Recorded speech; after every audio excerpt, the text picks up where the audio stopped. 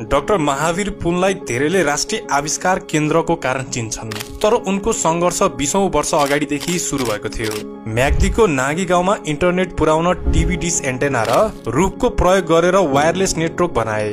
एउटा गाउँबाट सुरु गरेर वायरलेस इन्टरनेट मार्फत 175 भन्दा बढी गाउँ जोडे। सुन्दा अचम्म लाग्न सक्छ, यो कुरा 2060 सालतिरको हो। काठमाडौँमा समेत इन्टरनेट केही स्थानमा मात्र सीमित थियो। माओवादी द्वन्द्वका बेला सरकारी प्रतिबन्धका बावजुद उनले 13वटा हिमाली गाउँलाई इन्टरनेटले जोडे। आफ्नै पुस्तक बेचेर 12 करोड सङ्कलन गरे। सरकारले नसकेको काम व्यक्ति एक्लैले पूरा गरे। पुस्तकको कमाइबाट राष्ट्रिय आविष्कार केन्द्र र सरकारी कारखाना जीवित पार्ने उनको प्रयास जारी छ। सन् 2007 मा महावीरले एसियाको नोबेल पुरस्कार मानिने रामोन म्याग्सेसे पुरस्कार प्राप्त गरे। ट्रान्सफर्मर किन्ने खर्च जुटाउन डाक्टर महावीर पुनले आफ्नै सम्मान पत्र र पदकहरू लिलाम गर्ने दिन समेत आयो। उनलाई मान पदक भन्दा पनि देशमा परिवर्तनको चिन्ता देखिन्छ, तर सरकारले यस्ता महान व्यक्तिलाई मतलब गर्दैन। अरबौं खर्चेर अनकन्टार भ्यू टावर बनाइन्छ, तर महावीर पुनको कुरा सुनिँदैन। महावीर पुनको भिजनलाई के साँच्चीकै बिर्सिँदै गएका हौं हामीले? आउनुहोस् महावीर पुनको संघर्ष र नेपालमा उनले गरेका योगदान बारे यो भिडियो सुरु गरौं।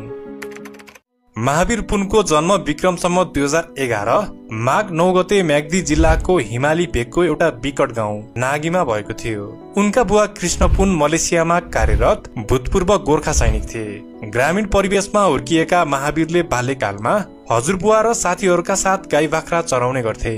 गाउँकै स्कुलमा पढ्दा कापी, पेन्सिल, पुस्तक जस्ता साधन थिएनन्। धेरै जस्तो शिक्षकहरू पनि पूर्व सैनिक थिए जो औपचारिक शिक्षा नलिएका थिए। यस्तो अभाव बीच पनि महावीरमा पहिलेदेखि नै सिक्ने इच्छा र जिज्ञासा बलियो थियो। तर घरधन्दा र खेतीपातीका कामले उनको पढाइ बारम्बार अवरुद्ध हुन्थ्यो। उनको जीवनमा ठूलो परिवर्तन त्यति बेला आयो जब उनका बुवाले शिक्षा नै भविष्य हो भन्ने बुझ्दै नागे गाउँ छोडेर चितवन झरे। महावीरका बुवाले छोराको पढाइका लागि जम्मा गरेका सबै बचत लगानी गरे। महावीरले चितवनको खैरेनी उच्च माध्यमिक विद्यालयबाट 1970 विक्रम सम्वत 2027 मा सेकेन्ड डिभिजनमा एसएलसी उत्तीर्ण गरे। आर्थिक अभावको कारण उनले तत्काल उच्च शिक्षा पढ्न सकेनन् र शिक्षकको रूपमा काम गरेर परिवार पाल्न र भाइ बहिनीहरूको पढाइ खर्च जुटाउन थाले। 12 वर्षसम्म महावीरले नेपालका 4वटा विद्यालयमा अध्यापन गरे अथवा पढाए। यो अवधिमा उनले परिवारको मुख्य सहारा बनेर शिक्षा, विकास र सेवामा आफूलाई समर्पित गरे। बुवाको सबै बचत सकिसकेकाले महावीरकै कमाइमा परिवार चलिरहेको थियो। यिनै अनुभवका बावजुद उनी गाउँको दयनीय अवस्थालाई सुधार गर्ने सपना देख्न थाले। 1980 को दशकमा उनले उच्च शिक्षा हासिल गर्न बेलायत र